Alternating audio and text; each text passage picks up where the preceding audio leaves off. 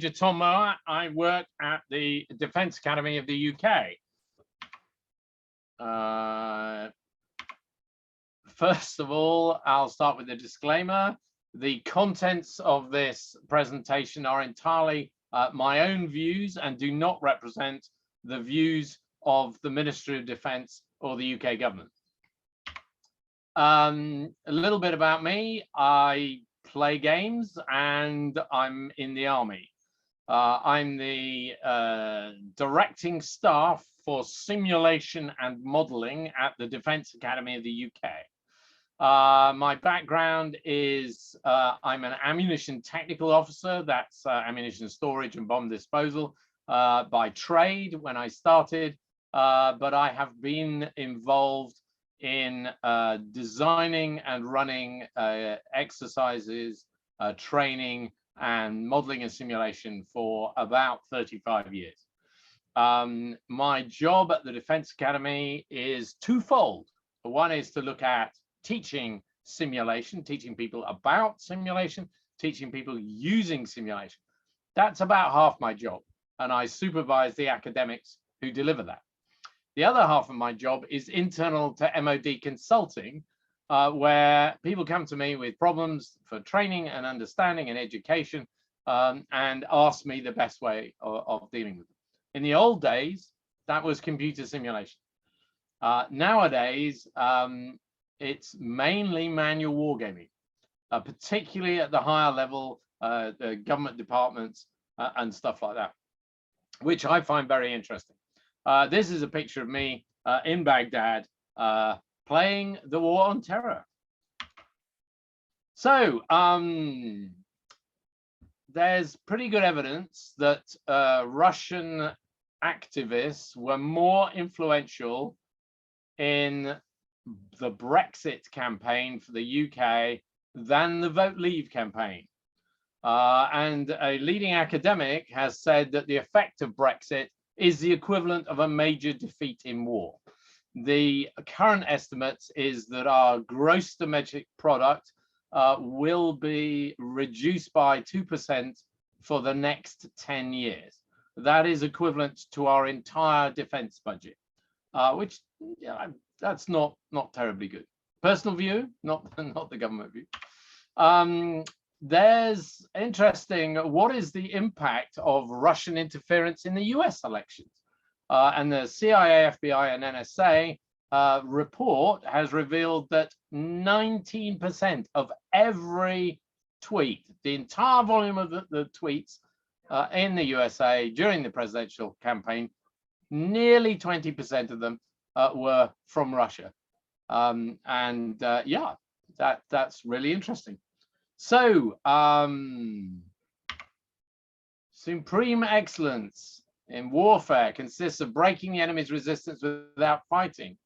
So we have the possibility of destabilizing a Western democracy by interfering with it from outside. And that isn't what we're used to when considering affairs of state. We're considering ways of warfare.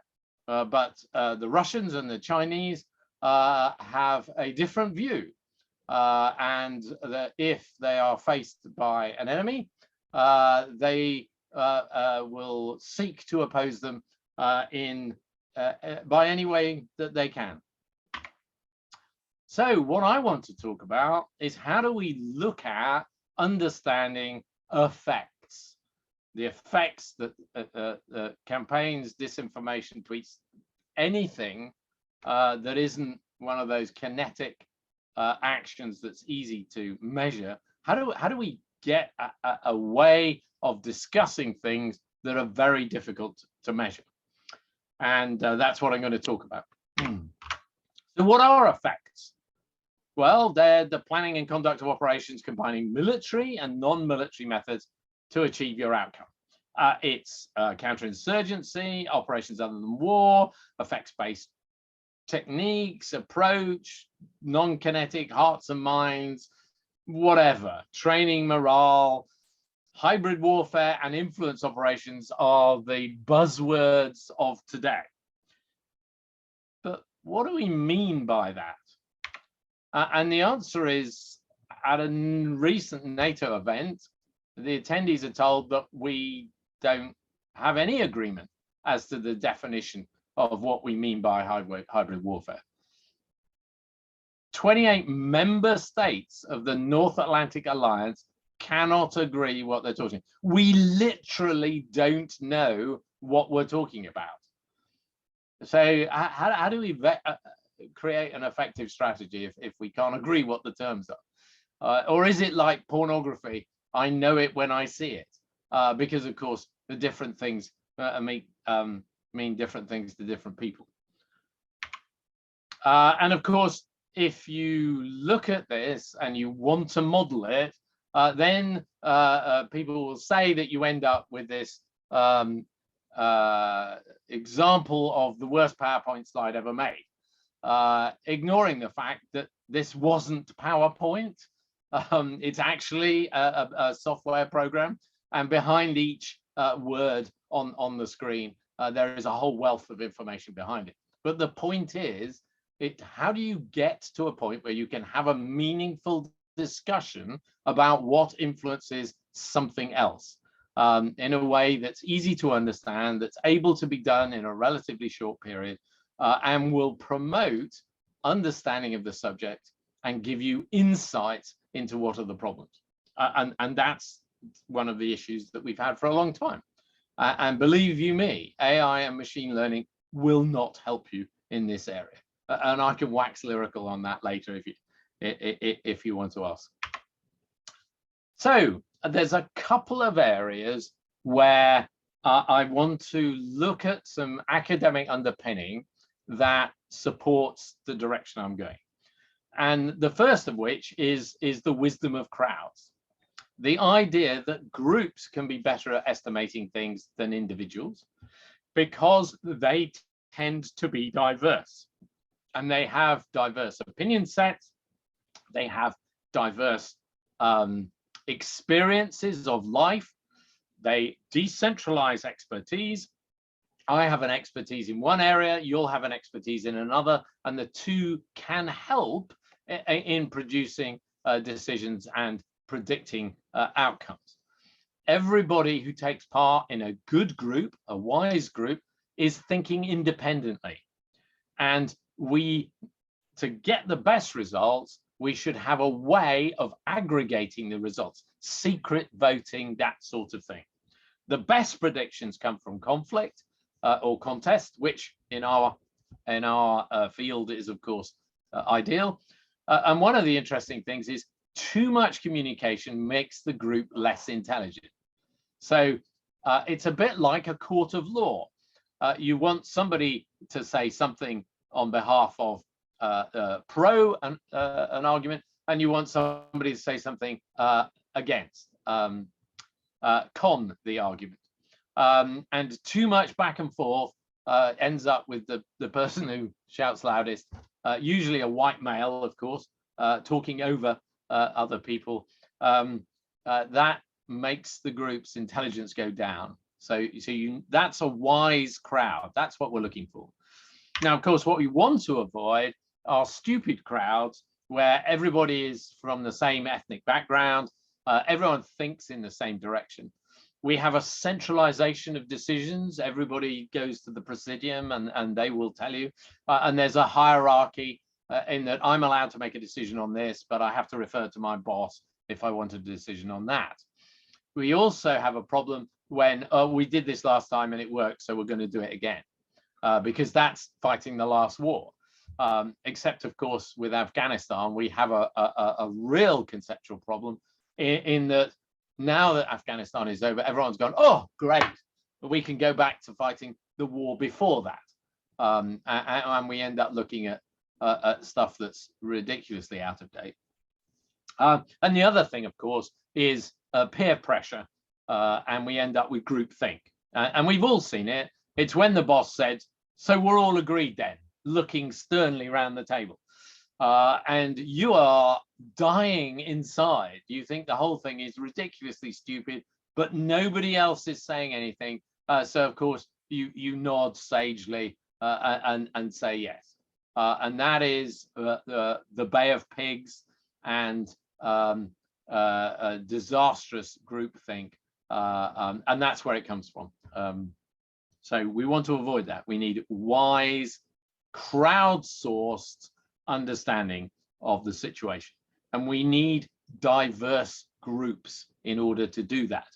And that's why most professional wargamers adopt the Derby House principles, where we are committed to get diversity involved in the decision making and the prediction of outcomes, because there is excellent evidence from social science that it's not just the right thing to do, but you will get a more effective prediction, a more effective decision making if you have a properly diverse group. And that's cognitive diversity. It's not just black, white, oriental, men, women. It's having someone from the country, somebody from the city, people who think differently. Because at the end of the day, if everyone is thinking alike, someone isn't thinking. My God, I've got 2 quotes by Patton in my talk already. Crikey. The next thing we want to consider when we're looking at this sort of problem is role play and its ability to predict outcomes. So the idea is to get somebody to think themselves into a role.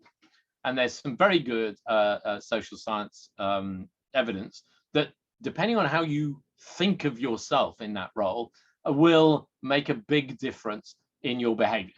So if you are asked to analyze a problem as a cost analyst, you will end up with a very different result than if you consider the problem from a market analyst point of view. The other thing, of course, is when you're looking at an outcome in conflict, it's necessary to make predictions in a chain. You don't just think of what I'm going to do. You have to think, what if I do that, what will my opponent do? And if my opponent counters that in the way that I think they would, what would I do then? Action, counteraction, reaction, that sort of thing.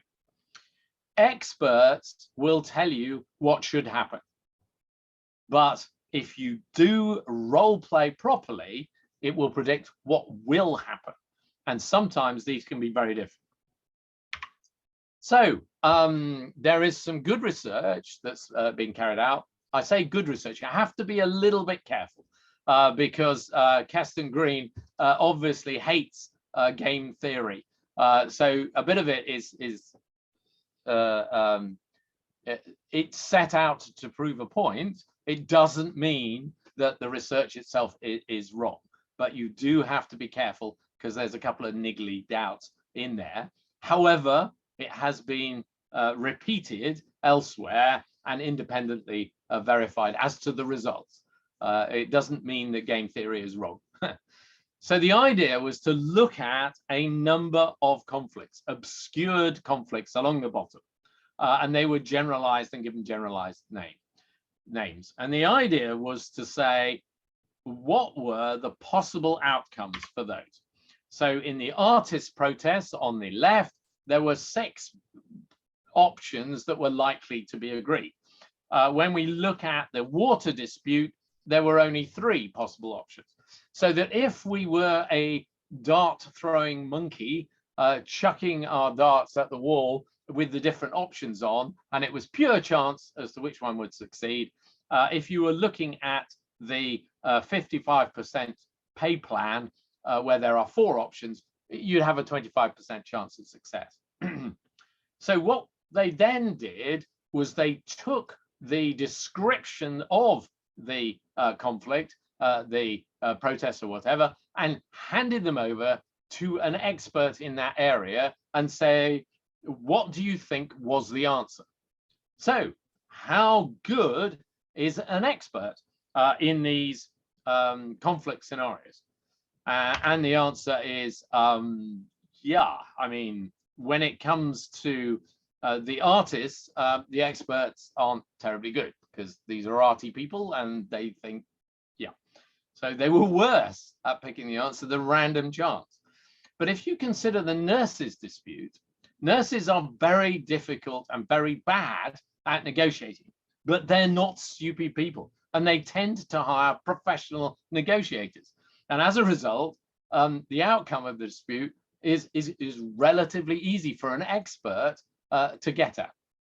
But on average, your expert isn't that much better than your dart throwing monkey. So next, we have game theory. Well, game theory involves maths. So that's going to be fantastic, isn't it? And the answer is not really. Now, your maths has absolutely no chance of doing terribly well when it comes to artists, and not terribly well in a number of areas. But when you look at something like a water dispute, where it's very cut and dry, that is the sort of problem where game theory is very applicable. And as a result, game theory is much better at judging the result. But on average, yeah, we're still in the sort of dart throwing monkey area. So what they then did was they got a bunch of undergraduates in and gave them briefings on each side's position and said, role play the negotiations. And how much was a bunch of undergraduates who knew nothing about the subject beforehand? And the answer is, in every single case, they were better at predicting the outcome, every single one. That doesn't mean that it's fantastic. I mean, when it comes to the artist protests, you know, they were only 30% right. But on average, they were twice as good as any other method. And in every single case, they were better. Now, it still means they were only 60% accurate. Personally, I'd be happy to be right 2 times out of 3. But it's really interesting results. So those are the 2 elements of social science that we want to leverage. And the bit about role play that we want to make sure we get right is on this slide. So you want to give people their roles. Players should be typecast. So we don't want to give that shy introvert the role of playing Vladimir Putin. You want someone who'd fit that role. Now, I'm sure that everybody out there could think of someone in their organization who'd make a good Putin, who'd make a good Donald Trump, who'd make a good Boris Johnson. And therefore, you should apply the role to that. And players should act not as, I think Boris Johnson would do this, or I think Vladimir Putin would do this. They should go, if I was that person, what would I do? And there is good evidence to show that if you think that way, your prediction tends to be more accurate. You want to give them a briefing that is accurate but succinct. You don't want to give them pages and pages. You just want to give them a briefing from that person's point of view. You don't want to give them a policy wonks briefing of this is what Putin thinks.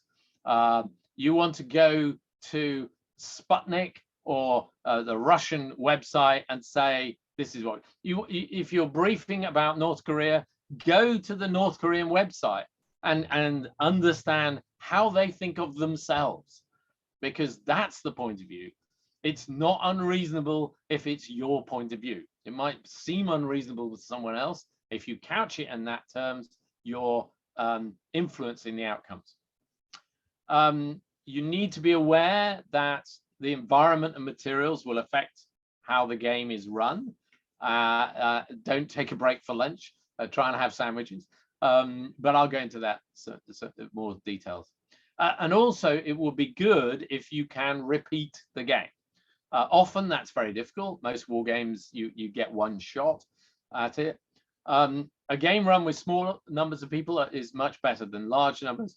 And looking at this sort of problem is better when you're considering a big problem rather than a little problem. Okay.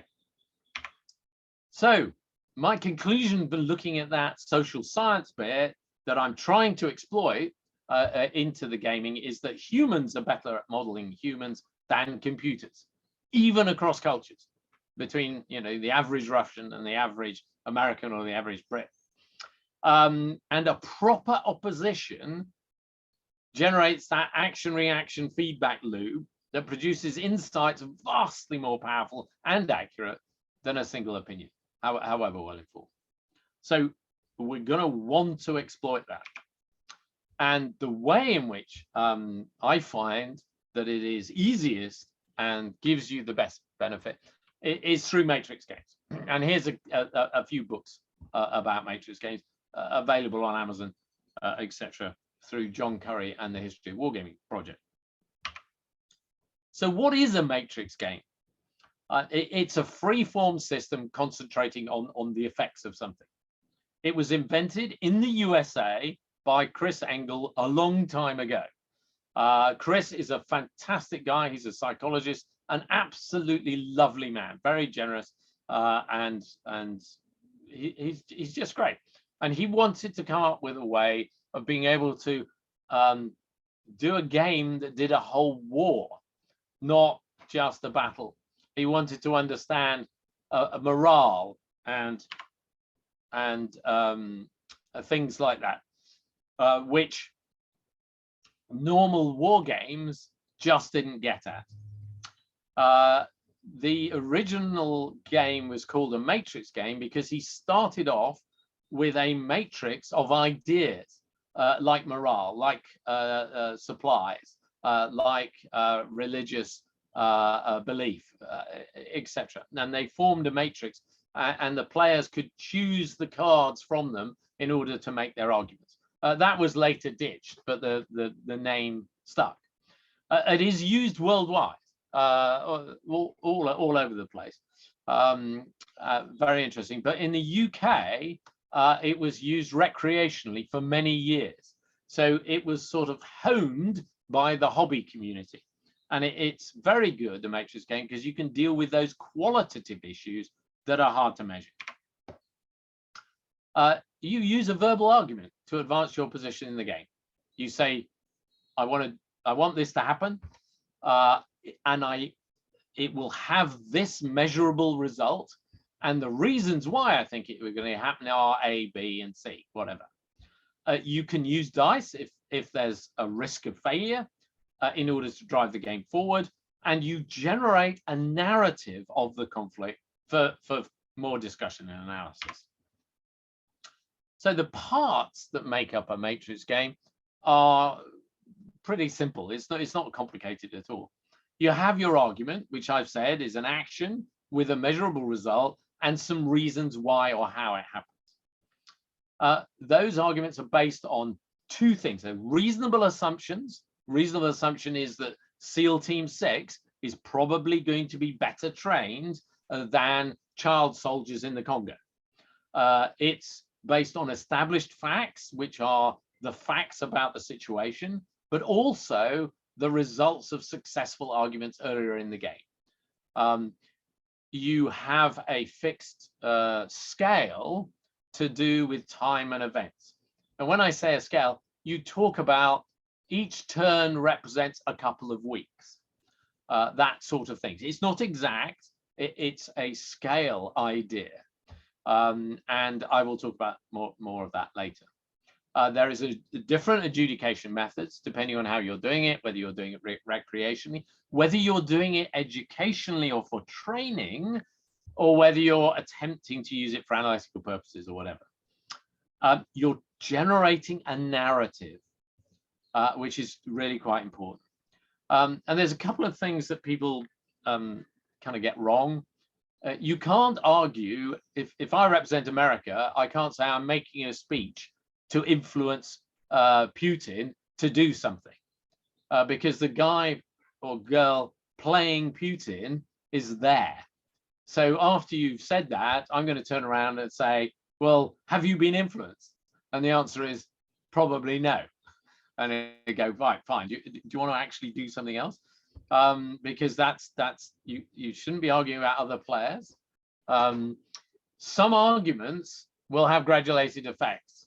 So if, for example, someone presents an argument and you go, yeah, that's all very well, but I think the result won't be as good as you think it is, then you've accepted that they can do it. All we're arguing about is whether they do it, succeed by a little or succeed by a lot.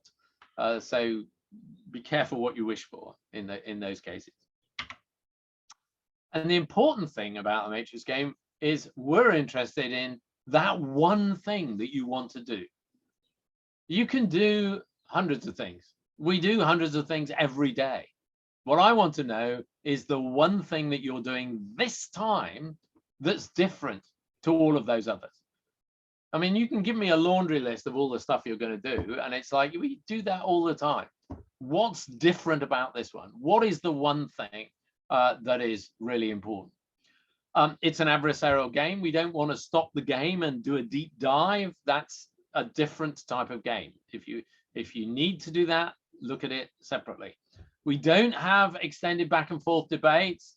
It's you make out your argument, someone will make out an argument against it, and that's it. And then we do the adjudication. Also, it's very important that you get this action, reaction, counteraction several times. So you need to force people to live with the consequences of their decisions that they made earlier in the game.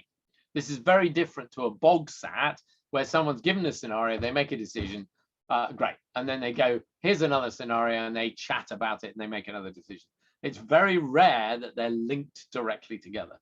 So you do need to have quick turns, no more than half an hour, and try and get six turns in the game. We're trying to develop a narrative about a possible future, which will give us insights as to what might happen. So here's an example: Extinction Rebellion. These are the people that are extremely angry in the way that the government has relaxed regulations, which the EU have brought in, and are polluting our rivers and pulling back on climate change promises, and they want to stop that. And in the UK, they have been blocking motorways and doing other protests. And that's taken, those are the targets laid out in the Extinction Rebellion website. HM government's strategic defense review says we're going to tackle terrorism, because this almost constitutes terrorism at the moment. And we want to strengthen the rule-based order and promote our prosperity. So the idea here is, if you were the Extinction Rebellion, what would you do? What action could you take? And would that have an effect? So we can examine something which in a normal war game would be extremely difficult to do, unless we were down to the role playing of, are you going to buy sugar to put in the bulldozers' fuel tanks in order to stop the forest being cut down and stuff like that. The idea is we can look at a topic like this using a matrix game very easily. So I just want to talk about a few games. One of the earliest I was involved with was a game called Chaos Larvae, which I ran when I was working in headquarters at ARRC in 1992. And this was about a possible mission to go to the former Yugoslavia with headquarters ARRC as part of the implementation force in order to act as a peacekeeping force. And we played the game. I was part of the planning staff in the ARRC looking at this sort of stuff. And a number of insights came out of the game. It was run with, I think, 10 of us in my married quarter in Mönchengladbach. And there were two things that came out of the game that really struck me.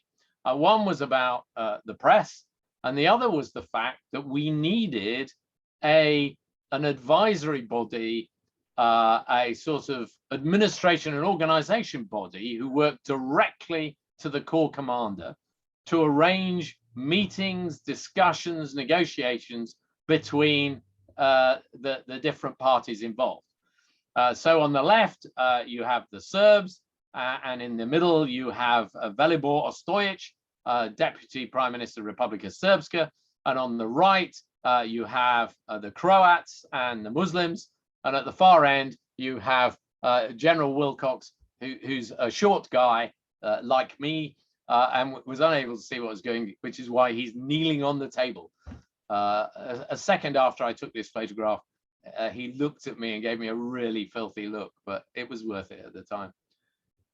The game gave some insights which we looked at, and I ended up on the team delivering during the I4 campaign. So that had quite a powerful impact on me, because we'd only played this sort of game recreationally before. And I was involved in the training. I thought, well, I'll give it a go. It'll be fun. The next time we were involved in looking at it at a professional point of view is during the Unmanned Underwater Vehicle project. This was where the MOD was looking at an underwater vehicle. We had about 10 different options, ranging from a tiny little vehicle that you could hide in your rucksack. You could go on holiday, you could throw it into a port, it would run around the port, pinging, and then you pick it up later, take the USB stick out and take it home in a sort of James Bond style, all the way up to sort of unmanned nuclear submarines. We didn't have the time or the resources to do operational analysis on every option. And there were 10 of them. So over one day, we met and had a team representing each one. And those teams had, you know, maritime engineers, naval officers, experts in mines, etc. And we went through the day comparing those different options against a whole load of scenarios to see which was the best.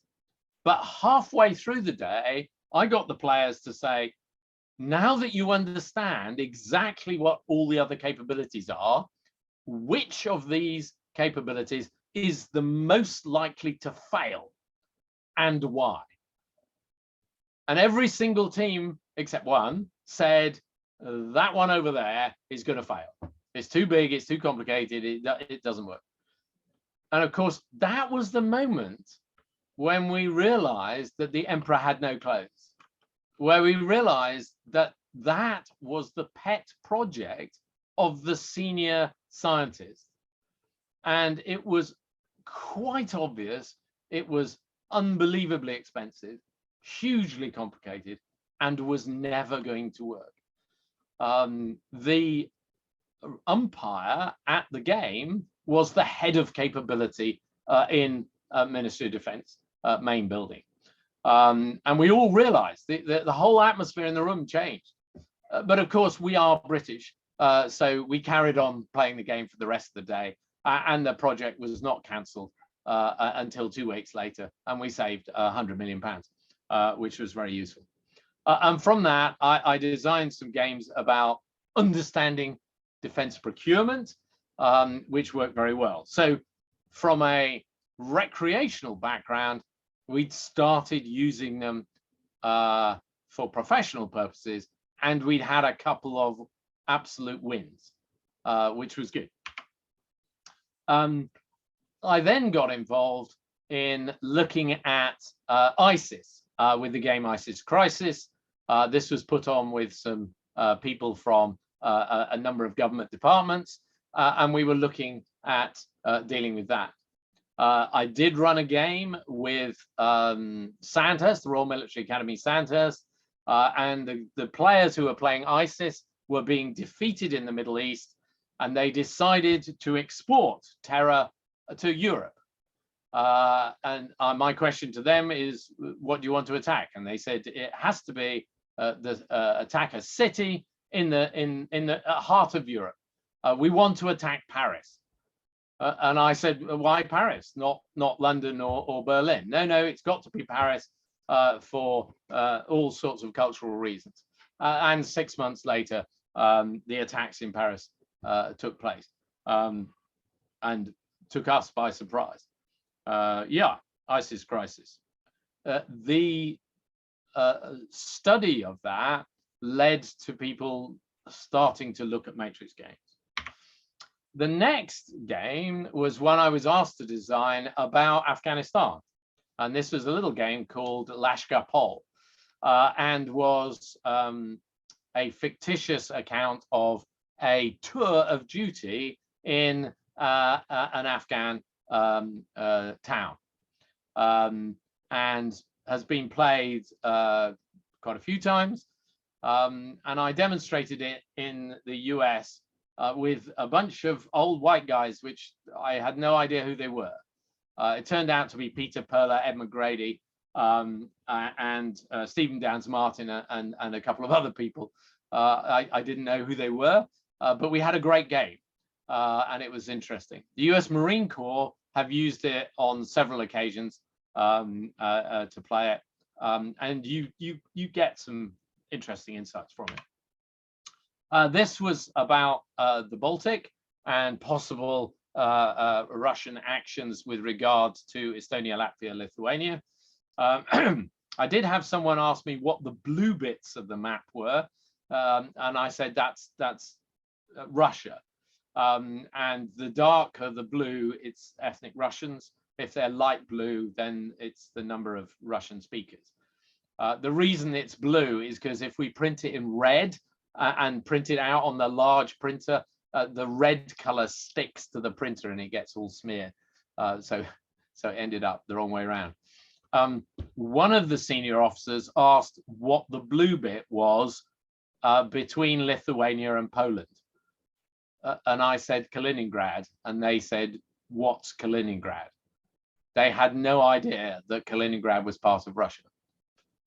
The following day, when they came back, they knew everything it was possible to know about Kaliningrad, because, yeah, having been caught out, not understanding a bit of really important information about Europe, they caught on very quickly. So actually, the game worked just from the map. The yellow bits are where ice forms in the winter. We did a game about stealing the plans from the F-45 fighter.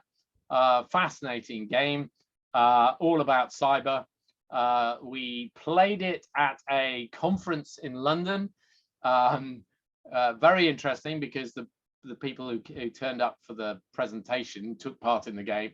And just after we started, 15 Chinese people came in and sat at the back. I asked them if they wanted to play. They said no, they just wanted to listen in. And we had some old white guys pontificating, and we had two young lads, about 19, from Ethiopia sitting at the front. And they were quite brilliant and did extremely well in the game because they thought differently. They didn't think in the same way as the other guys. A very good example of, you know, diverse opinions. And if you understand the quote, all your secrets are belong to us, then you've obviously got a cyber background. If you don't, sorry, I won't explain. This is a game about North Korea, very interesting, very successful game. The team that put it together was from a government department. They got all the experts in the room. We ran the game. 3 months after the game ran, I got a phone call saying virtually everything in the game has happened in the last 3 months. My comment on that was, why are you ringing me? And they said, well, we want to run it again. And I said, yeah, but the reason it succeeded is you got the right people in the room. If you think you need me to run it, then we've got a problem. What you should have is someone of your own who can run it. And then you can run it as many times as you like. And that's what they did. They got somebody to follow me around for 6 months. Every time I put on a game, they were there listening in. And after a while, I got them to run the game, and they're doing it for that government department. We also consider completely fictitious things that have no basis on the real world, of course. Elections in this fictitious country of Centralia, just so that we can look at election interference and what possible effect it will have. So not all games are based on the real world, of course. And then we had the invasion of Crimea, and a game that was produced literally within a week, Crisis in Crimea, and a few years ago. So bringing it more up to date, we did a game looking at COVID-19 right at the beginning of the initial lockdown. We had some good predictive outcomes, and we had one very good outcome, which has nothing to do with COVID-19, but everything to do with cyber. And the conclusion was, because we're all on lockdown, everyone is downloading hundreds of bits of software, which they would never have considered to download on their computer in order to try and communicate with other people. Teams, Zoom, etc. And of course, when it was revealed that the company running Zoom had lied about the encryption and all of that, then, well, it's quite obvious that the attack surface pre-pandemic was doubled or tripled post-pandemic. Interesting little insight. So those are examples. But let me talk about how you would adjudicate those arguments that people will make, what they want to do. And it's, well, in fact, before we go into that, has anyone got any questions at the moment? Ed, are there any burning questions? We got a couple, sir. And so I'm going to just start in the order that I received them and proceed through them.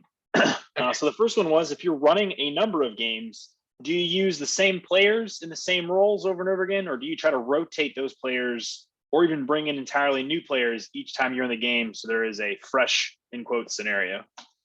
Okay, I'm going to say something that everybody says under this circumstance. That's a really good question. No, that is an excellent question. You can't use the same players over and over because it's a government department. These are thinking about real issues. So these are the guys who are working on those issues in their job. So I can't jog their elbow and say, come and do it again and again, because they're busy, you know, fighting a pandemic. They're busy fighting Russian election interference or whatever. So I'll probably get them once. But how do I check that what they've done in the game is representative? So what I do is I go, well, I want to get a diverse group. So let me go to another organization. So I will go to perhaps another academic organization, Oxford University Strategic Studies Group. That's full of really bright people, and they're happy to wargame something that's been wargamed by a government department. And so we'll play exactly the same game, but with completely different people. And then I'll do it with my local wargame club, and I'll do it with academics at the Defense Academy. And if the results are broadly similar, then I have much more confidence. Of course, what you could do is run the game at the US Army War College with the entirety of the intake and run 23 simultaneous games at the same time. The issue with that is you need 23 experienced facilitators. And the result of that game when it was run was that 23 facilitators said, yes, it was an excellent game. And 60% of the students said, that was 4 hours of my life I'll never get back, because not all adjudication is equal. So you do need some experience in running these. I thought it was quite simple, but actually, because I'd been prepared by an awful lot of recreational games, I had learnt how to adjudicate. So yeah, it's a really good question. I'd love to be able to repeat them and change people around, but the role play bit kind of stops that, and I'm just not going to be able to do it with the right people. Next question, Ed. Yes, sir. We got a couple more still on kind of the roles, and then we'll transition to the secondary category. So again, continuing the same theme, you mentioned that smaller numbers of players is better than largers. What are your thoughts on mega games as a gaming and simulations tool? Mega games are really interesting. I've been involved in some of the largest and some small mega games. I helped Jim Wallman organize Watch the Skies with 400 players taking part in central London. As a professional wargamer, I was astounded that he could run a game with 400 people with only 15 support staff. Absolutely incredible. If we could do that in the military, it would be, well, it'd be worth a fortune. Normal exercises operate on ratios that are closer to 1-to-1 if you're doing that. But the problem with a mega game is the knowledge, the unique knowledge and understanding. But mega games feature emergent gameplay. So people arrive and the basic mechanisms are incredibly simple. But the value of the game and the enjoyment of the game comes from the players developing interactions that have nothing to do with the basic mechanism.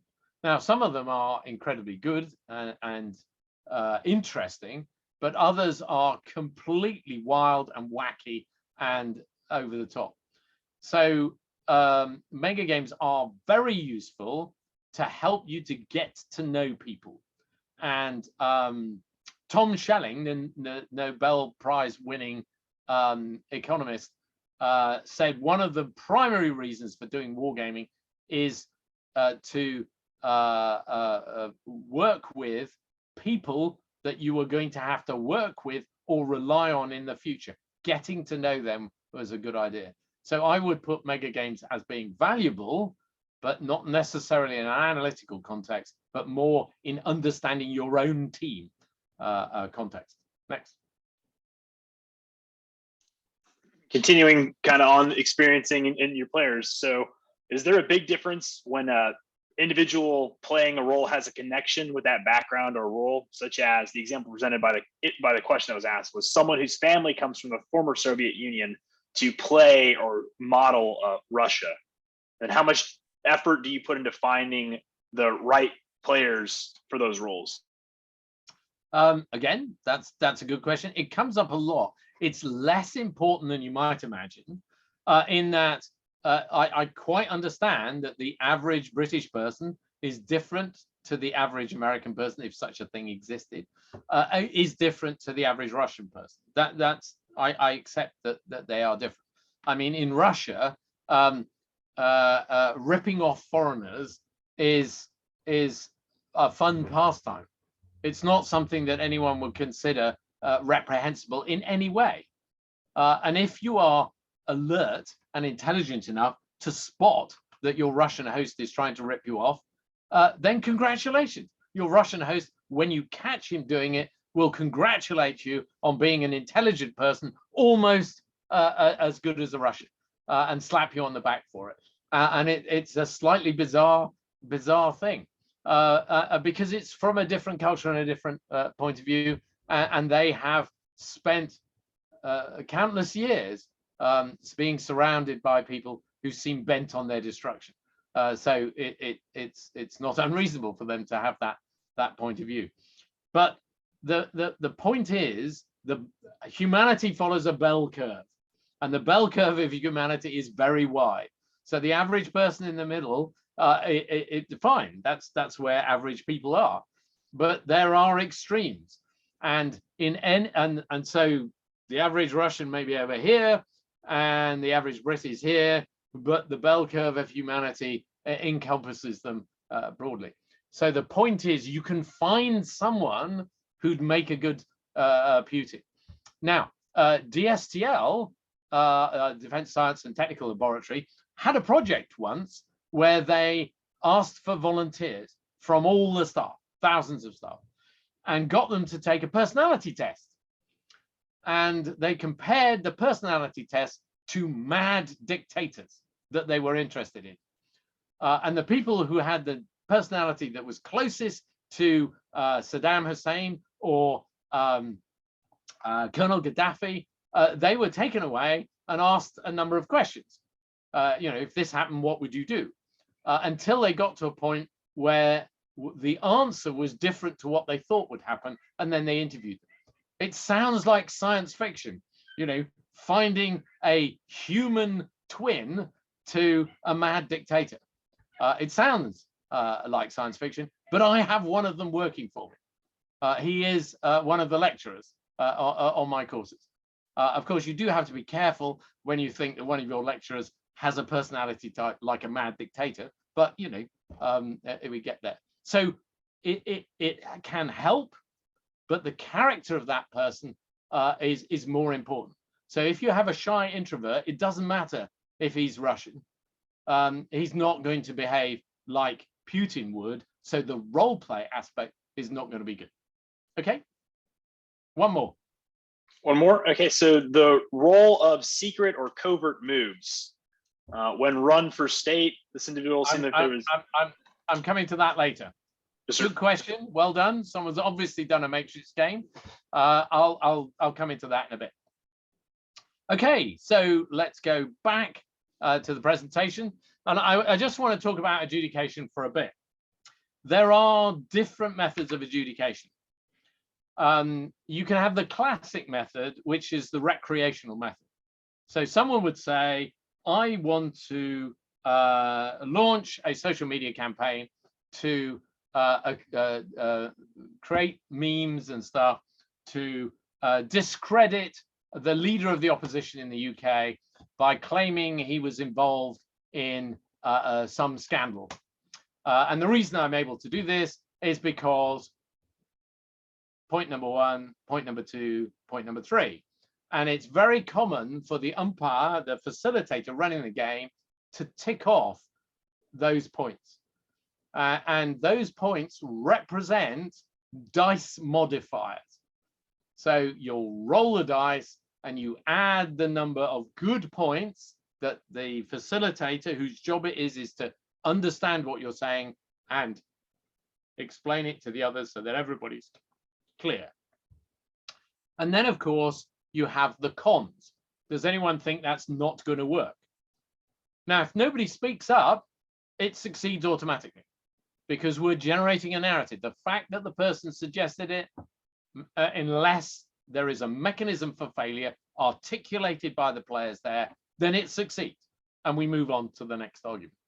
But if someone says, no, I don't think that's going to work because it's obviously not true and has been debunked by this report. Okay, so you're on +2. Oh, and there's another point, so you're now on +1.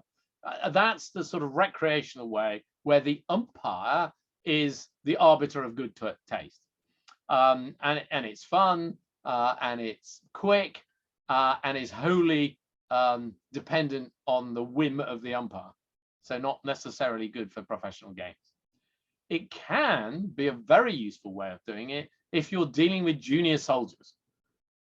If you're dealing with junior soldiers, the pros and cons bit can be extremely effective, can streamline the game, make it go much faster.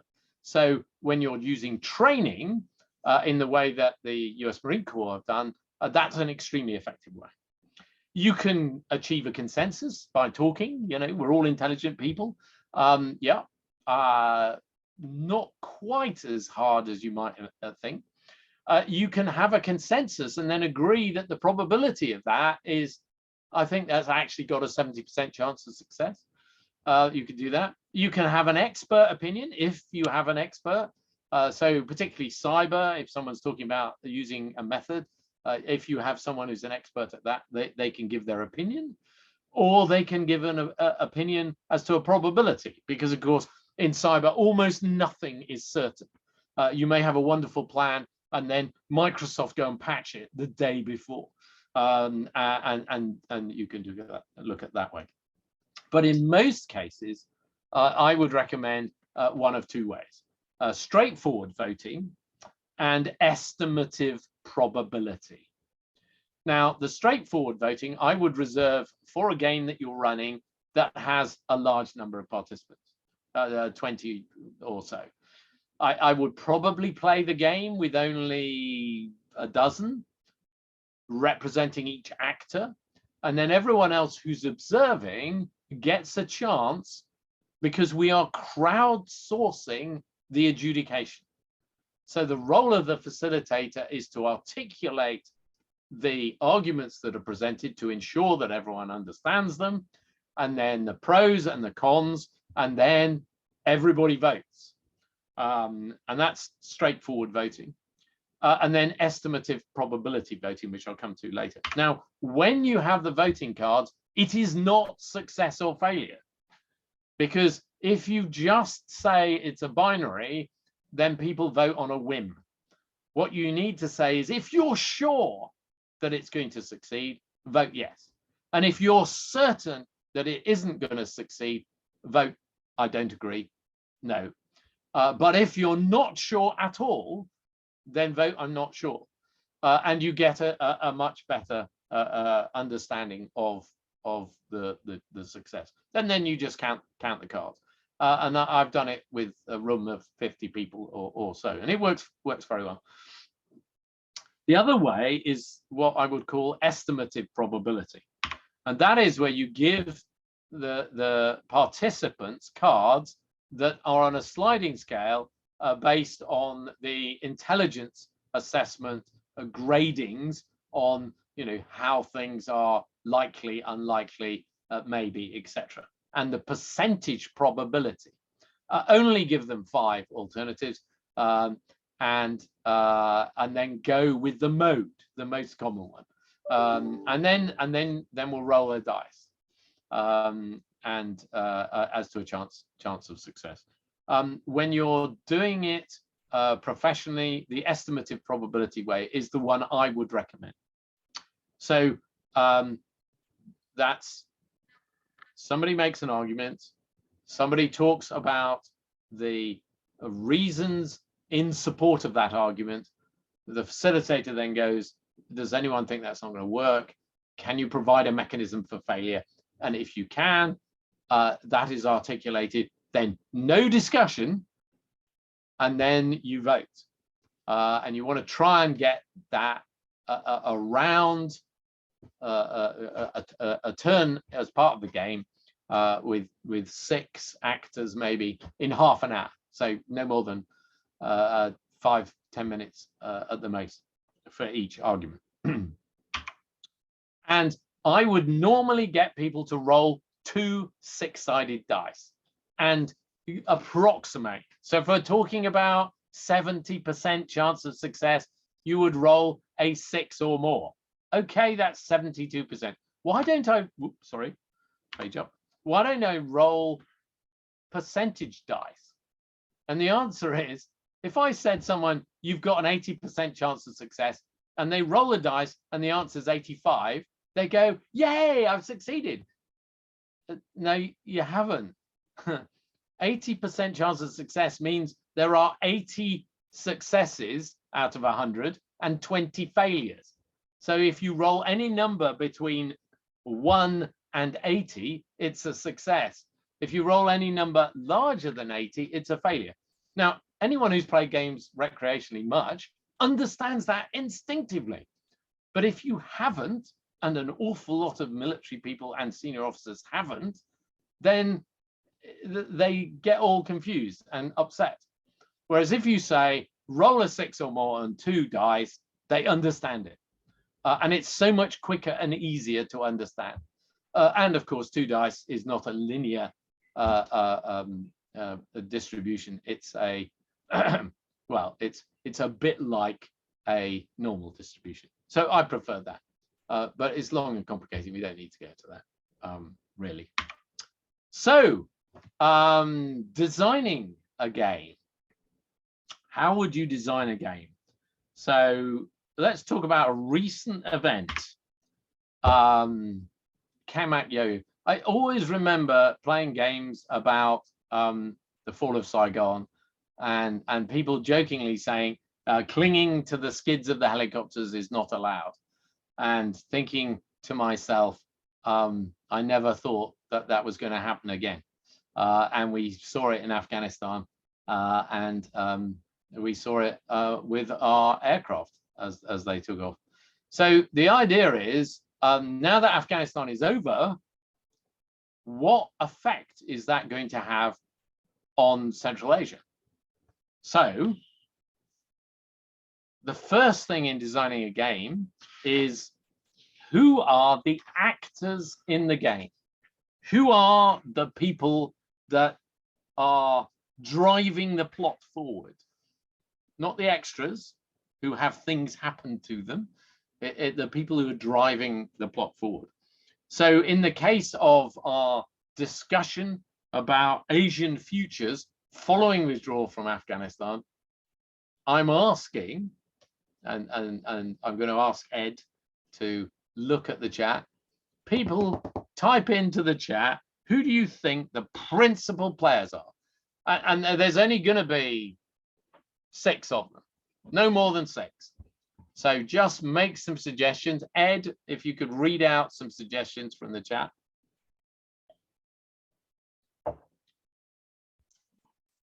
So who do we think should be represented?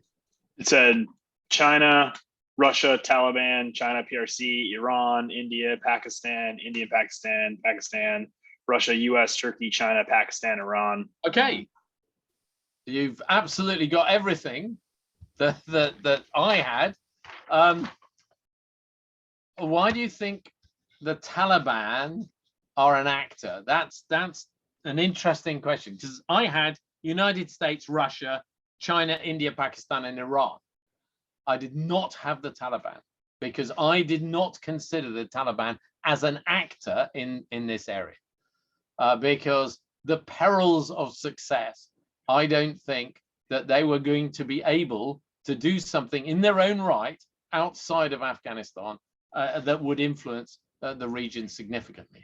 I'm prepared to be wrong, but I think the other players have more say. So that was my idea of the players. Now, you might think that's absolutely wrong, and you have every right to do that. I'm just one person, and the amount of research I did consisted of looking it up on the internet. And the briefings that I write would be cut and pasted from articles that most closely represented those points of view, because I want to avoid producing a briefing that sounds like it's written by a policy wonk and gets the person who is playing the game out of the mindset of playing Russia or China and into groupthink. This is how I'm supposed to be thinking when I'm at work. So you've got to be careful. So the first thing I would think of is, who are the actors and who are able to deal with it? And then what are they trying to achieve?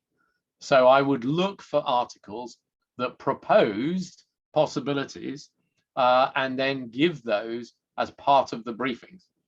And then I would, when I'm playing the game, I would get the players sitting around a table. I would give them their one-pager and then invite them to turn the page over and to write on the back 3 or 4 bullet points about what they want to achieve.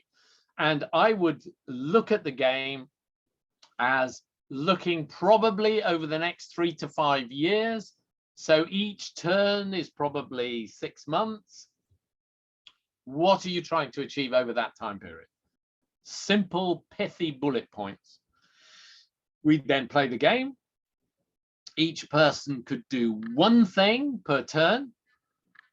And at the end of the game, after 6, 8 turns, if we're lucky, we would then go back and look at their objectives, discuss whether they've achieved them, discuss whether we thought someone had won, and that's how I would run the game. There are a couple of other things in there. I would like to think of if there were any dilemmas to start with.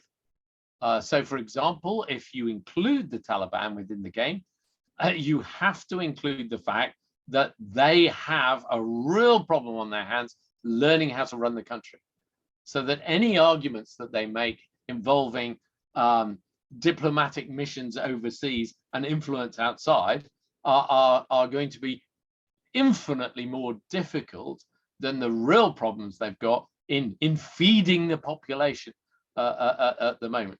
So there are starting conditions. There's also conditions that may occur during the game, depending on the timescale. If we're looking at 3 to 5 years, we're not really worried about what the weather is next month, but it might be in other types of games. So looking at the design of the KMAC-YOYO game, those are some of the considerations. Now, of course, we have left Afghanistan, things have moved on, and now we have something that's even more pressing, where we're considering, this is a game called Bandera, based on a song, a Ukrainian song about the conflict that's taking place in the Ukraine. It's not about Stepan Bandera, the ultra-right nationalist, although calling the song Bandera is related to that. So this game is about the current situation in the Ukraine. When's the game set? It's set today, or whatever. And I would look at the actors and their aims and a map. So what map do I use? I want to use a very simple map that has the bits of the map that are relevant to the things I'm worried about. So the major rivers, very important, but the ethnic compositions of the people involved are extremely important. And then the major airfields and the military bases and stuff like that. So getting a map, and in this Wikimedia is your friend, you can create maps very easily. So actors, aims, and the map. Now, maps or other games may be more abstract when we're looking at concepts or things like that. So, for example, the map for dealing with the coronavirus pandemic, that was a completely different type of conceptual map. So with this, who do we think the actors are in this one? Please type them in the chat, and Ed, come up with who do we think the actors are?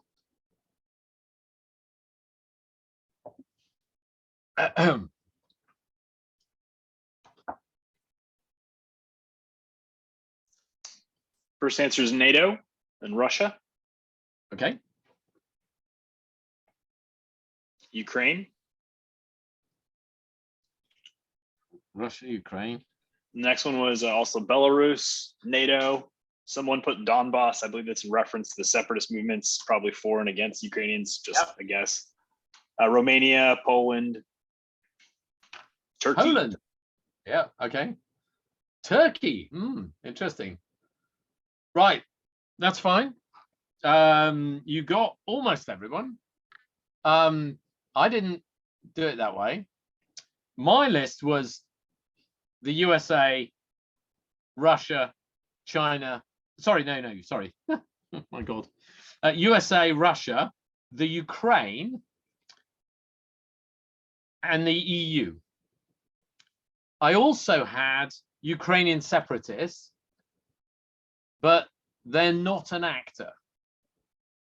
I put them in there because when you reach the end of the game and realize that every single thing that Ukrainian separatists try and do is just ignored by everyone else, it's a really useful insight, because they just can't achieve anything unless Russia says so.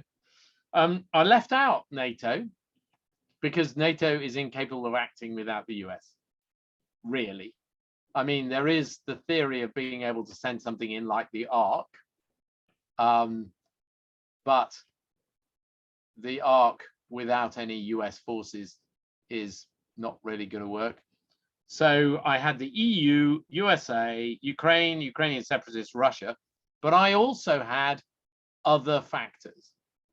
And the other factors were China, economics, refugees, and maybe COVID's new variant or whatever.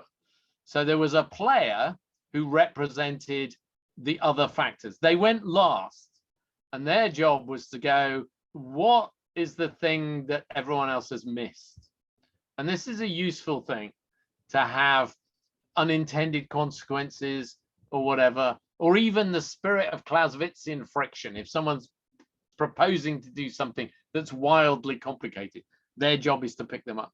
So when I designed the game, I didn't have NATO, which is, of course, a bit of a blow for NATO, because the USA's in there, and I didn't think that NATO was capable of operating with a unified purpose on this. Yeah, and I've run it recently a few times, not with the government department, but with Oxford University, with a very good team, very interesting team, a very diverse team as well.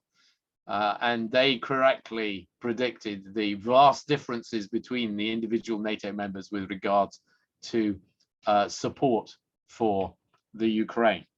And the other thing that was absolutely identified in the game was that membership of NATO was a red line beyond which we shan't cross, otherwise escalation from Russia is inevitable. What was the answer? What happened in the game? And the answer is, we predict that the Russians will not invade the Ukraine. And I am perfectly happy to be right 2 times out of 3. 60% is my confidence level, because it's based on role play and crowdsourcing. So I have a 60% confidence level that Russia will not invade the Ukraine. The situation is changing as we speak. The positions are hardening the longer this goes on, and the capacity for error and an incident escalating out of control increase every day. I mean, it only took an assassination of a attempted assassination to kick off the whole of World War I. So yeah, let's be very careful, and let's put our faith in the fact that there's going to be a thaw soon, and the whole of eastern Ukraine is going to be a mud bath, which makes lightning war with lots of tanks rather difficult. But anyway, so we'd like to consider the actors, the aims, the map. Are there any dilemmas? Corruption in the Kiev government, corruption in all sorts of areas. The train network in Belarus, Russian interference, etc. What events? Well, seasonal. The weather actually has one, and then there's elections. Who's getting elected when and when they're standing. In fact, the next election, I think, involves Putin, which will be, of course, a triumphant procession, resulting in him remaining in power, I'm sure. We could have a little vote on that. One of the interesting things when you're playing a game like this is you can use, there's an application called Mentimeter, which allows you to vote online. In fact, I might be able to demonstrate this. Can I get access to the chat? You should have access to the chat now, sir. What do you mean? Okay, I'm just gonna have a little thing here. So I'm going to call up something, and then I'm going to present it. And I've got a code which hopefully I can use, Control-C. And if I call up the chat and .com, and okay, so if you go to menti.com and put in that code number, and the argument is that the Russians are going to invade Okay, and I would like you to vote. You can do it on your mobile phone. It gives you choices. Almost certainly going to invade. Probably about 50-50, probably not, almost certainly not. So we can conduct a live thing. You won't see what the results are until the end. Fascinating. So we've had 13 votes, etc. out of the 65 participants, 24 votes. Good God, lots of people voting. This is more than I would normally expect. And we end up, okay, that's probably enough.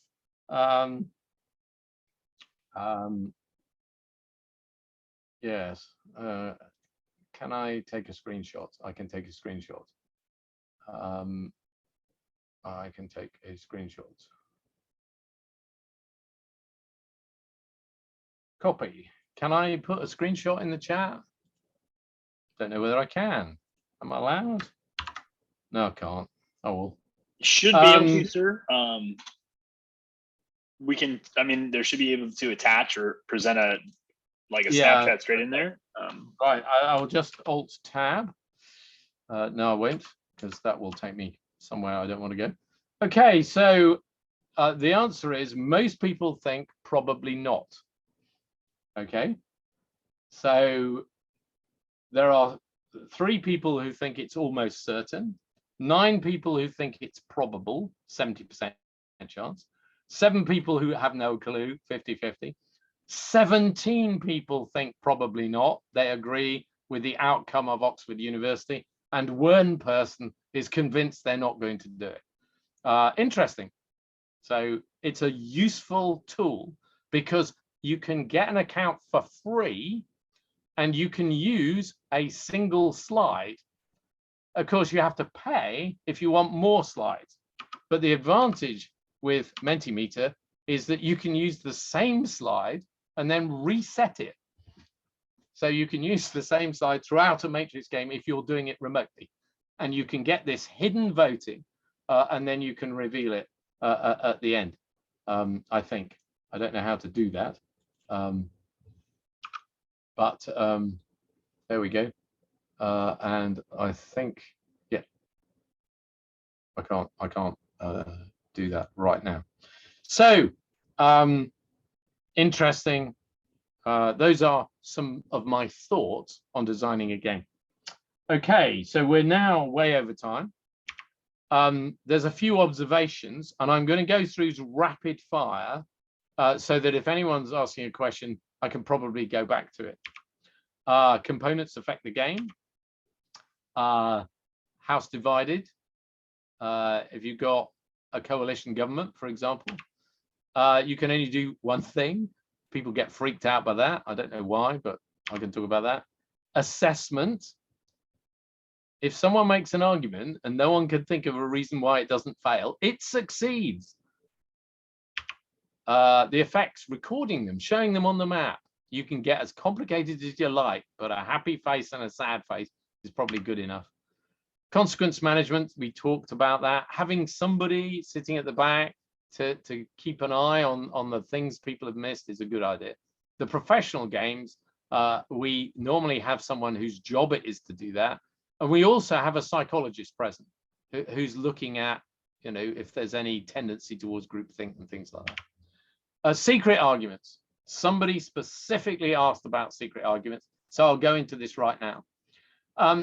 Most of the time, you don't need a secret argument. If you say, I'm going to spy, I'm going to subvert, I'm going to do this, it's the sort of thing that everybody's doing, you're just making it a priority. Where you need to have a secret argument is where you think your opponent is going to do something in the future and you want to prevent them from doing that. A good example is if you think they're going to do a rocket test, an attack. North Korea is going to launch a rocket.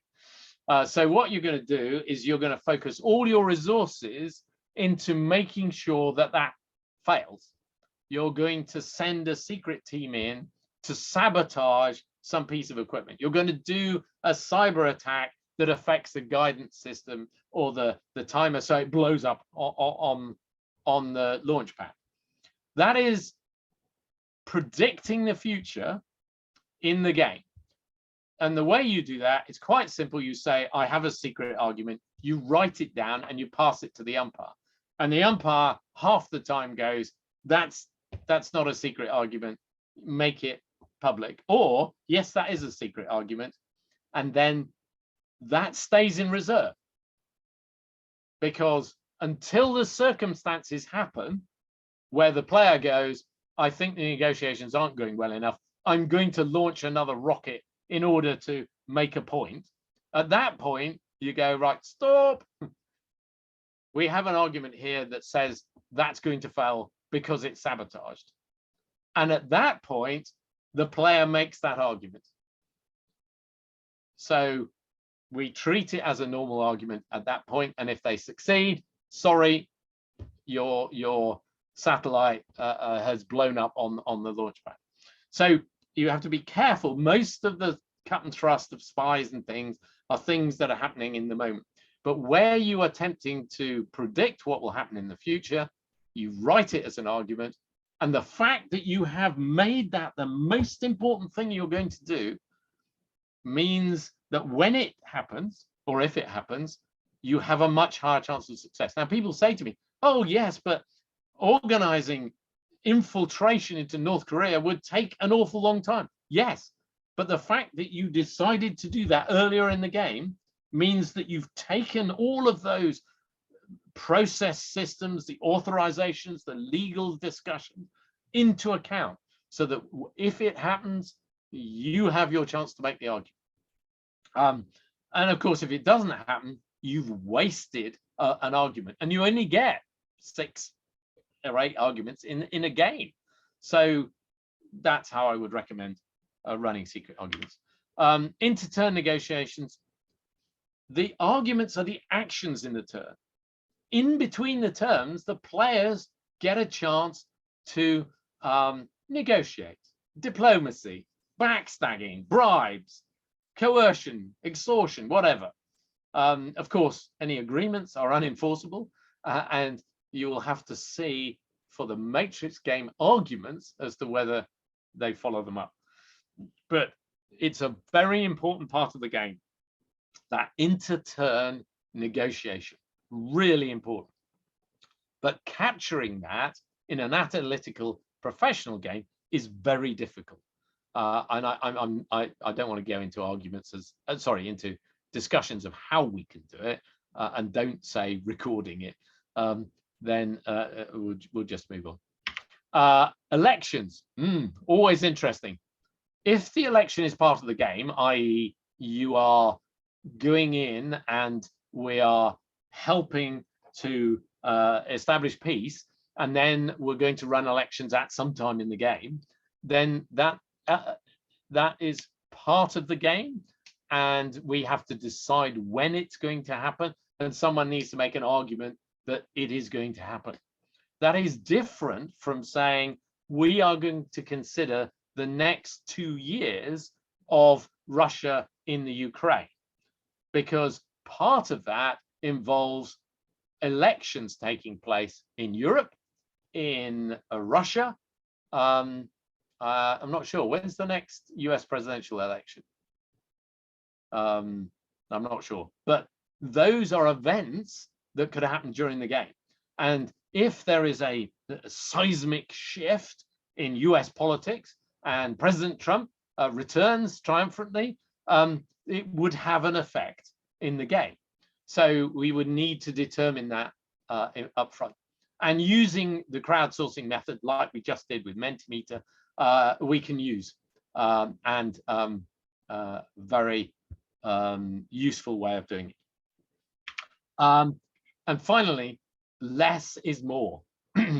I've done a lot of matrix game design, and keep it simple.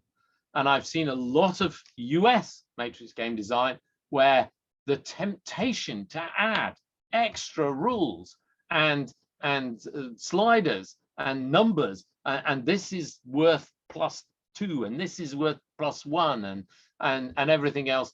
It distracts the players, it hinders their imagination, they focus on them too much, and they suddenly realize that one is the one that's important, and the rest of the game gets ignored, and they just, if you keep it simple, that helps run the game. Speed and simplicity. Okay, the last bit is the SWOT analysis. Strength, fast, easy, flexible, non-kinetic. Weakness, it doesn't look expensive. It's not quantitative. It needs an experienced facilitator. It's difficult to play in a multinational environment because if your facilitator talks as fast as I do in English, and people, English isn't their first language, it makes it a little difficult, and it doesn't scale well. There are things you can do to have a 50-player Matrix game. NATO did one, which I was party to in Helsinki, and it worked very well, but I still wouldn't recommend it. The opportunities, it's cheap, it's innovative, you can fit it in your pocket, multi-domain, multi-agency, great. The threat, it lacks a little bit of academic support, although PAX Sims has got a lot of evidence together. It lacks military robustness, as in, you know, the kinetic effects are not modeled. Some people have a real difficulty in, I'm only allowed to do one thing. That's ridiculous. No, you're allowed to do everything you normally do. But what's the thing that you're doing that's different this time? And some people don't get it. No, I mean, some people really don't get it. They just can't cope. It's the same with computer simulation. 1 in 20 people just do not identify with a computer simulation.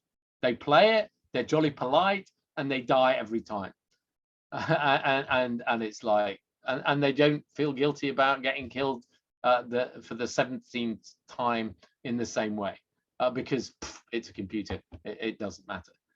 Yeah, well, the world has changed, and a lot of your military job is a lot more technical. So just because you can run quickly doesn't, or you're very fit, it's not going to help. So there are some little strengths and weaknesses, and I'll just leave that up. There is a handbook on basically my observations on Matrix games, free download. You don't have to buy any of the books. And at PAX Sims, if you follow that, you will get a whole list of Matrix games designed by me, by a chap called Tim Price, and by a number of other people. So if you don't like the way I do it, you can look at the way other people do it. And I'm not going to defend the way I do it, because if you don't take what I suggest and change it, then it isn't a professional game, because you will have unique circumstances that you're looking at and in your organization, and the game needs to match those specific circumstances. So if you just play a game as I wrote it, then it's probably just for enjoyment and entertainment. If you take a game that I did and change it and hack it up and say, he's crazy for introducing that, he should have Taiwan in that South China Sea game instead of having this, then you're thinking about running it for your circumstances, and that's the right thing to do. Okay, Ed, any questions? He said, looking at the time, oh my God. Yeah. So we still got a couple. So the first one is, for Matrix games, what is the best way to get participants to read the read ahead package? Don't have a read ahead package. Never have a read ahead package. Okay, I'm exaggerated slightly. They're going to get a page to read, and they need to understand the background a little bit. So I would have a 1-page introduction that I might send ahead, but asking people to read more than 2 pages, they're just not going to do it. These are busy people. We are dealing with games about the real world, and if we deal with games about the real world, we're going to get the right participants from those government organizations. Those are busy people. So they either know about it beforehand, which is the introduction bit. And then if you say to them, you're going to get one side of a piece of paper to read on the day at the start of the game, you don't need to do any preparation. Everyone breathes a sigh of relief and they turn up. The best you're going to hope for is they scan the introduction on the way there. Sorry, that's just how it is. And Matrix games kind of have that. I mean, I give them more of a pack. I give them cartoons, political cartoons that summarize. I give them some extra maps and stuff, which they can refer to during the game. They don't have to read them beforehand. Next. Next question was, how much information should be represented on the tabletop or overhead map? That is a judgment call, and it needs to be information that's relevant to this scenario and things that come up. So people tend to take military maps and plonk them on the table. And it's like, okay, but we are dealing with effects. We're dealing with people. So what we need is ethnicity.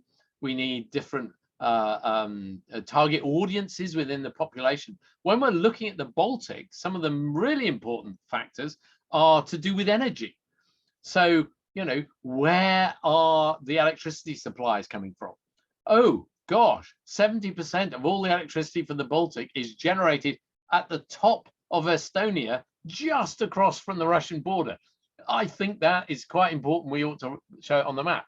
Where are the gas pipelines coming in from Russia? That sort of thing.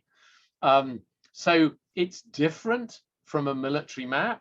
What you want to do is look at the dime per mise range. So there is a little bit of, you know, is Belarus next to the Ukraine and Poland, understanding that bit, you know, the basics. But then there's understanding that this is the whole across multi-domain. It's not just military effects and it's not just physical infrastructure.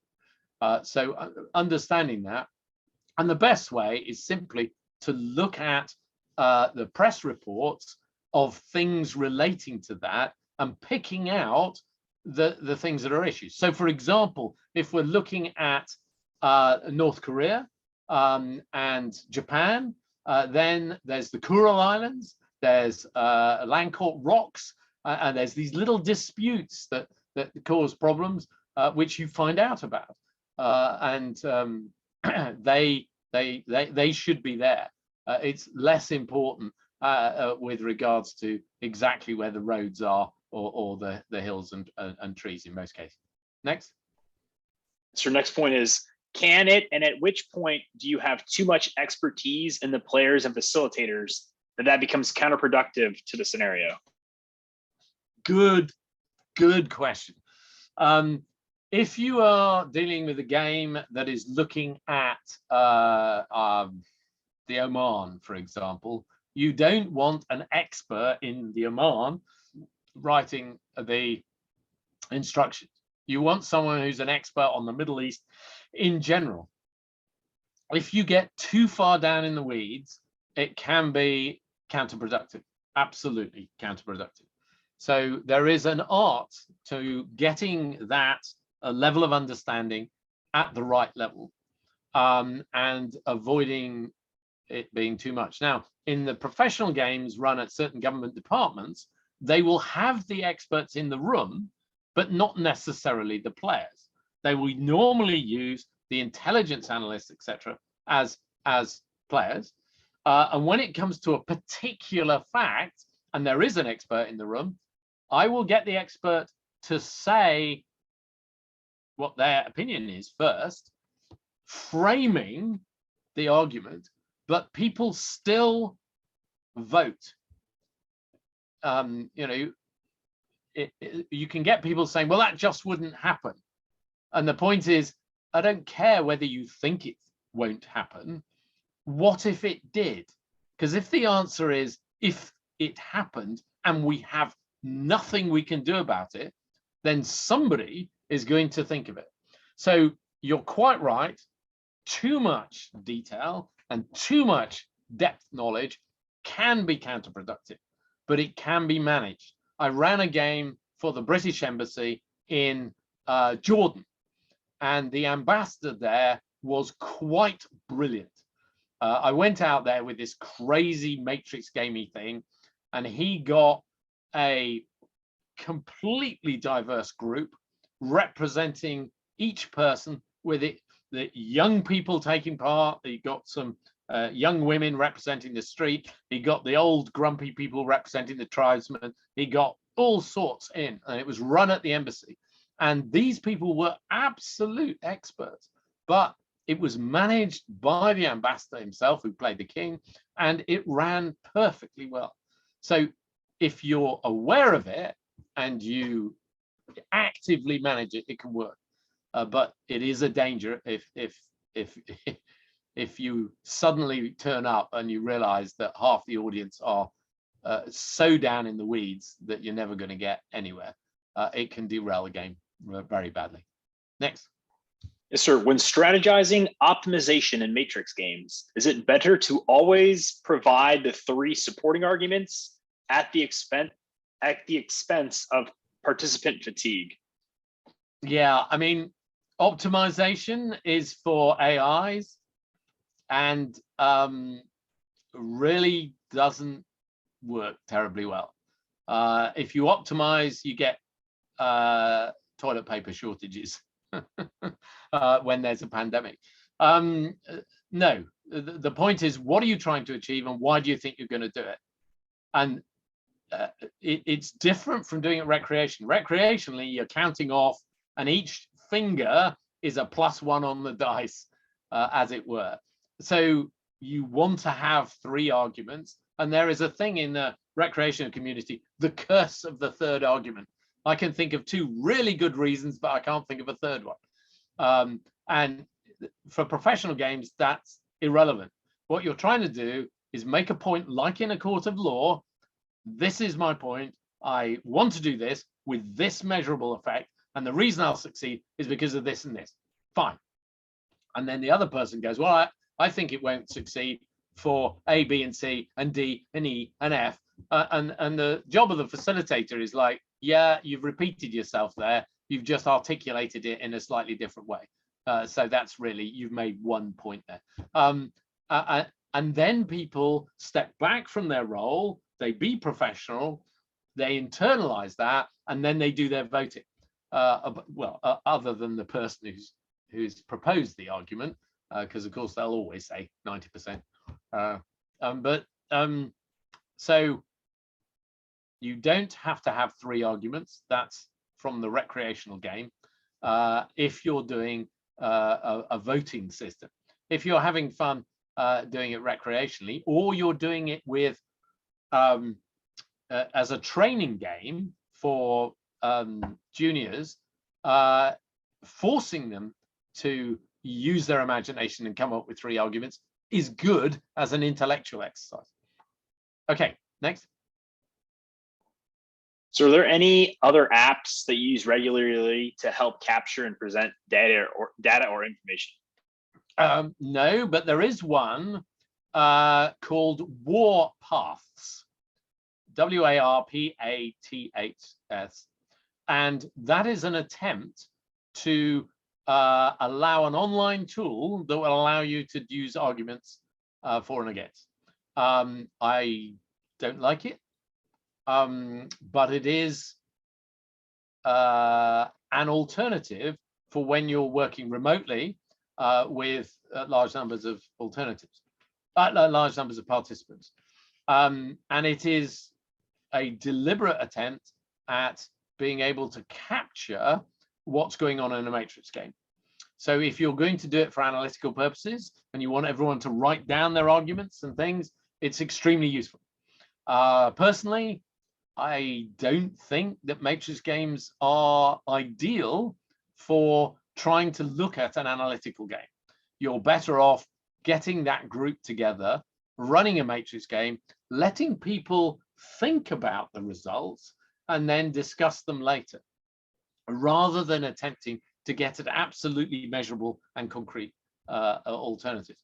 But Mentimeter I find extremely useful because it works on a phone and everything else, and it's free because you only need that one slide. You don't have to pay for anything else. And I would use Google Slides if I was doing it remotely, and on the edit mode where you can share it with other people and they can do things with it. And of course, if you're working on Office 365 in your corporate environment, as we do in the MOD, then you can do the same with a shared PowerPoint, which will allow you to move counters around on the map and things like that.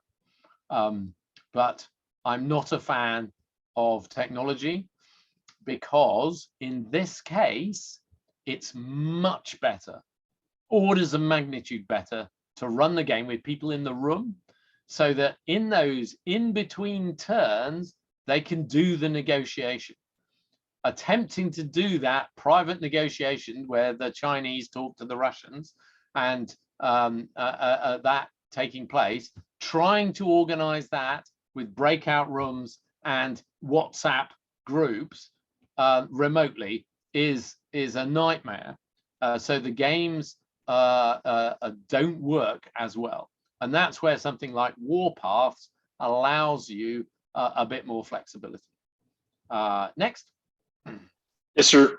So do you find that Matrix games can also be conducive for a two-sided conflict, like a red versus blue case? Yes, but it's normally better if you've got more sides. Now, very interestingly, there's a lady in NATO Allied Command Transformation working in Norfolk, Sue, I can't remember her surname, came up with a way of getting 40 or 50 people to play the Belarus Succession game. And basically you had two sides. You had a team playing Russia and you had a team playing Belarus. And everybody else who might be impacted, Poland, the Baltic states, etc., in the room. The point was the two sides played against each other. One took one turn, the other took the next, until the point that the other people in the room said, actually, something has happened that trumps my internal agenda. I feel that Poland would have to do something in this case, and therefore I'd like to make an argument this turn. I didn't think it would work, and it worked incredibly well. I was very surprised. So you can do them professionally as a two-sided argument, but you kind of need it to be managed. You want someone there who's going to do the unintended consequences, and it's not as good. What you can do, of course, is to have two sides and the different factions in those sides. So, for example, you've got Russia political, you've got Russian military, as two parts of Russia with slightly different agendas. You could look at, for example, the Dutch government. It's a coalition. It's always a coalition. It's a coalition of right-wing left-wingers and left-wing left-wingers. And those two parties have different things they want to achieve, and they need to agree in order for the government to do anything. So you can have two-sided conflicts with several actors, but just having two actors playing against each other is less effective. Next. So this is a specific question here. What is your biggest difference with Tim Price in terms of your game design philosophy?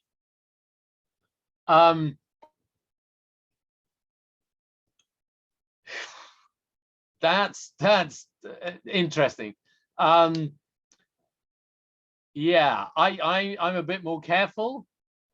There was a game design about a head of state visit to the UK. It was called War Plan Tangerine. It couldn't be called War Plan Orange because there is an actual US war plan. And it features on the cover a large inflatable baby colored orange with a BlackBerry in his hand doing tweeting. And yes, that's the sort of game design that I wouldn't do, but Tim Price would. Very interesting game design. Yeah, so there's a few that have been far out, and then there's a few games which I've been involved in. Bearing in mind that Tim Price is a pen name for several individuals, it's not one person. Yeah. Okay, next. This one relates to the 1 move per turn rule. Yep. They're asking, how do you countries have multiple, like you spoke on the 2 sides of multiple actors, so there's multitude of actors on that dime PMC model that are all attempting to engage. Is there a potential risk of bogging down adjudication, or how do you try to facilitate those other aspects beyond just the single move? I normally don't. I just go, no, you're doing all that. You do that every time. I want to know the one thing that's different this time to what you were doing last time this happened, or every time this happens. Now, some ways around it is forcing people to do a military and a political. I think that's kind of missing the point. If you design the game right, the counters and the briefings and everything emphasize this isn't just military. I mean, if you just put military units on the map, then people will only talk about military things. So that's a bad thing to do. But it happens particularly with the US because, of course, the resources available to the US are enormous. But at the end of the day, I want to know the one thing that you're doing that is different to what you've done before. Now, under certain circumstances, that's not appropriate. If we're saying that this is the most important thing that the US is involved in, and every other national agenda is subservient to this, then I would give more than one role to the US. I would have a US political player, and I would have a US military player, and that sort of thing. But I would still force an actor in the game design to only do one thing. Otherwise, you go, well, I've got Russia playing and I've got Estonia playing, and Russia can do more than Estonia, and it's like that's not the game. If Russia can only make one argument and Estonia can make it one argument, we wouldn't have a crisis. What we've got is, if you get the game design right, you've got the proportions right, and then the game works. Getting bogged down about, they should have an argument for each one of the dime. No, you're missing the point. What are you doing this time that's different? What's the big deal? That's what the game's about. If you want to dig in more detail, then don't use a matrix game. Matrix games are not applicable in every case. It's just appropriate for certain types of problem, particularly in the early stages where you're trying to understand the problem. When you're a senior officer and you don't know what Kaliningrad is, for God's sake, that getting people to understand the problem itself. And from that, you should be able to go, I think this is an issue. And then you get into the analytical understanding and the measurement of whether it is an issue or not. And that's a different game. So don't get bogged down on that.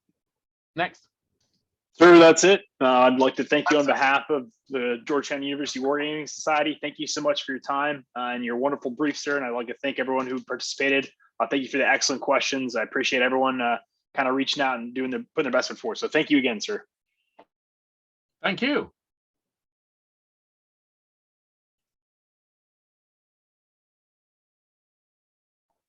That's all I have, sir. Gonna just shut down the website and I'll stop recording now.